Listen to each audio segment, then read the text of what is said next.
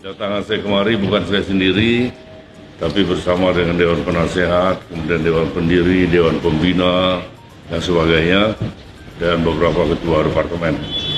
Intinya,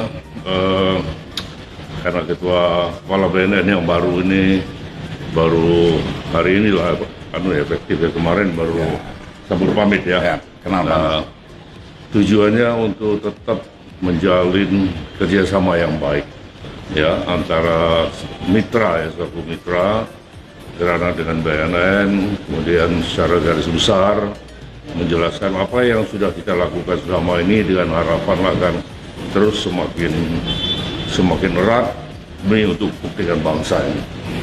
Badan Narkotika Nasional Republik Indonesia dan Dewan Pimpinan Pusat Gerakan Nasional Anti Narkotika Gerhana. War on Drugs.